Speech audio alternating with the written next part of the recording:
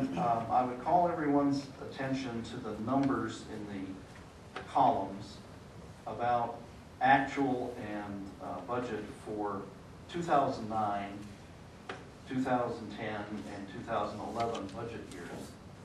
And I note that there is a significant change in the amount of ending fund balance between those years.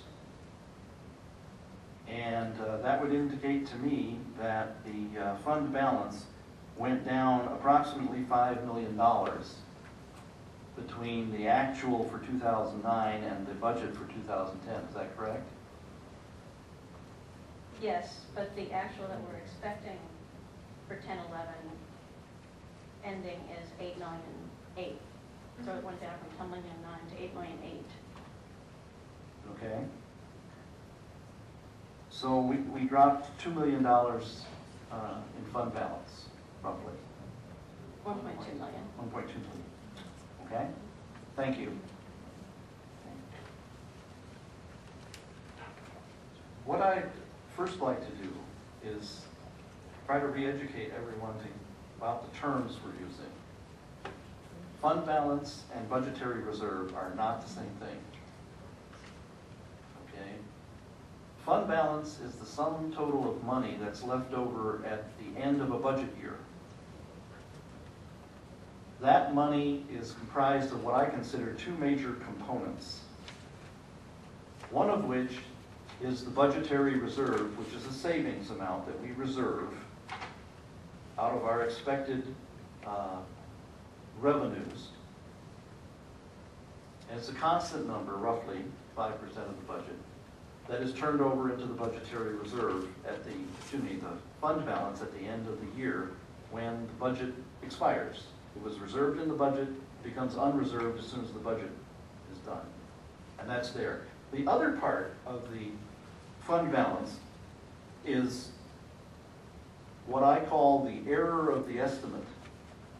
That is, when we budget at the beginning of the year, we estimate two items. One is our expenditures, and the other is our revenues. And both of those are estimates when we start out. We don't know, we think we're going to spend a certain amount, but it can go either way. We can spend more because something is suddenly thrown on us, or we can spend less because somebody may retire or leave, or some program is canceled due to no fault of our own.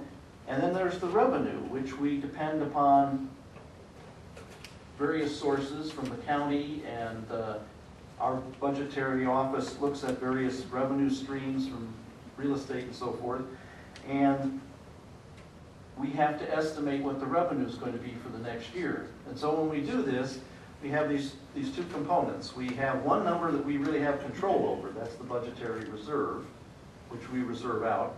And the other is, well, our estimates are just estimates, and we don't know how much slop there is. So the less you allow for errors in your estimates, the more likely you are to be caught if those estimates are in error. In other words, as long as you're kind of somewhat loose about your estimates and you're conservative in how you budget, hopefully you will always have a positive error in your estimates, so that you're always getting in more money than you spend, and more money than you estimated you were going to bring in, and you spend less than you estimated you were going to spend. So the net result is positive. And so then for the next year, you come in with a positive number that you can add in to your budget and say, we got through that one, we had a little extra here, maybe we can be a little bit more generous in our budget next year. And that's worked in East Penn for 20 or 30 years with absolutely no problem. But now we're coming up to a point where a lot of our estimates aren't coming up right for revenue. we're losing revenues. We're not totally on top of how much revenue we're losing. And so now we have less slop. So as we're talking about from last year to this year, we're already down in the amount from 10 million to 8.8 million. Lost $1.2 million in that thing. And if you look at the difference between the 8.8 million and the 5.7 in the ending fund balance, that's estimated for the budget, which is basically the budgetary reserve, we've come down to estimating fund balances as equal to the amount we are reserving, with no wiggle room if our estimates of either expenditures or revenues are off by a considerable amount. And as we've seen from the state legislature and some of the things that they have just are in the process of doing, our estimates of revenue can be shifted quite drastically. And in the amount of, about the amount that's the difference between our budgetary reserve and our fund balance estimate. $3.1 million by my current quick calculation here. So now we're down to cutting everything as finely as possible, and for what purpose? I guess to look good. Because, as somebody has pointed out, the difference between a 1.4% real estate tax increase and a 1.8% tax increase is $13 on somebody's average or median tax bill. So let's take into consideration where we stand on all of this and what it looks like.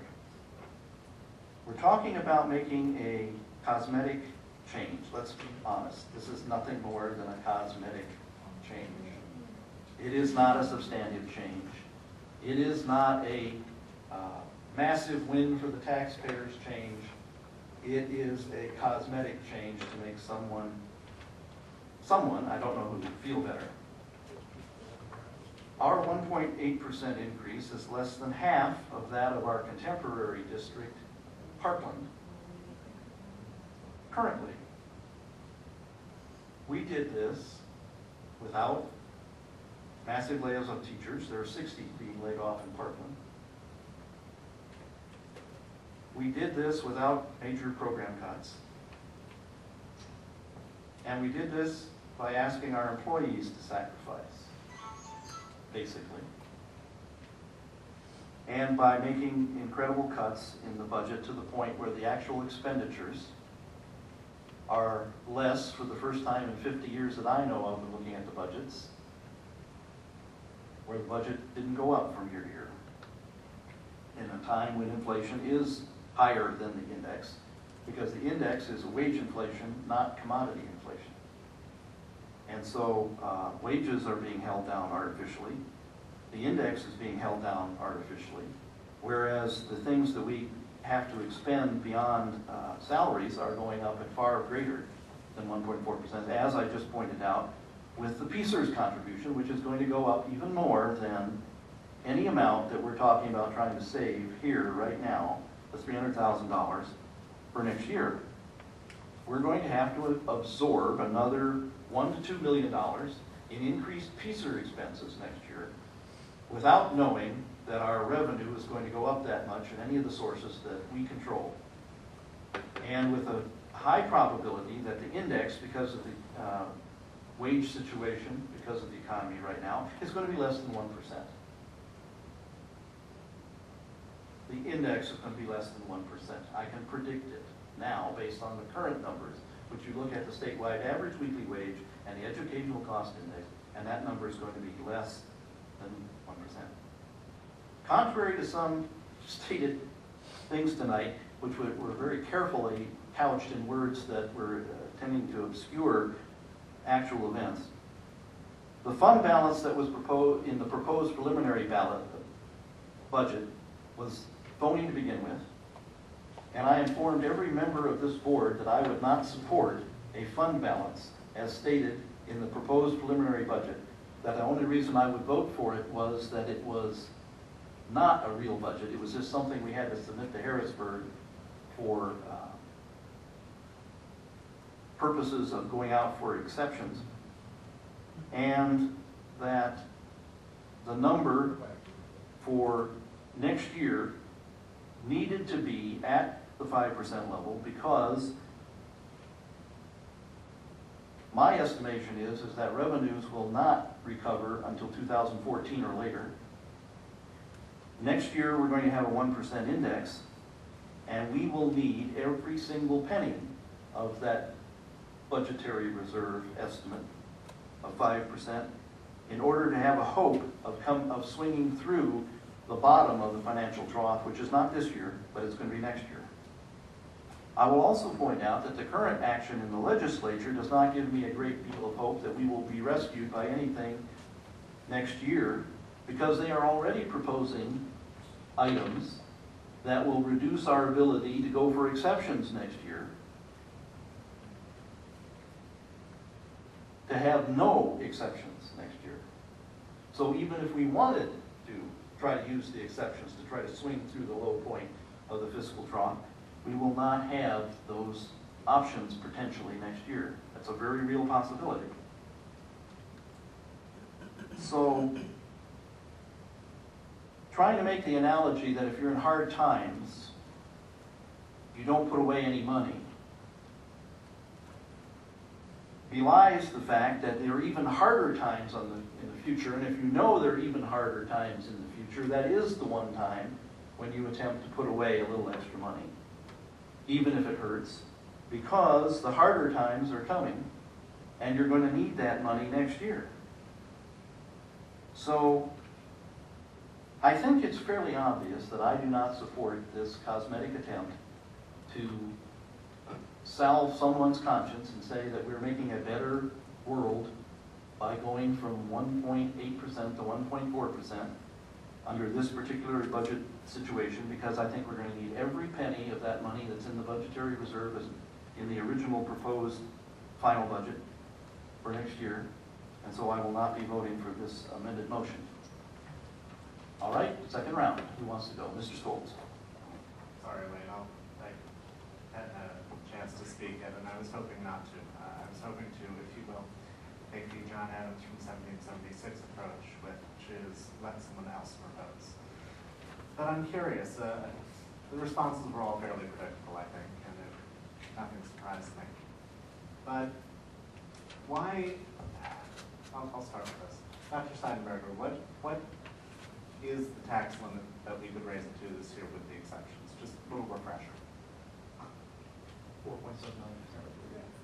I'm sorry, 4.9. 4.79. Okay. If we're so concerned, and I do believe that you may have genuine concerns about the future, why aren't we raising the taxes above the 1.8 limit you've set here? Or why aren't you recommending that?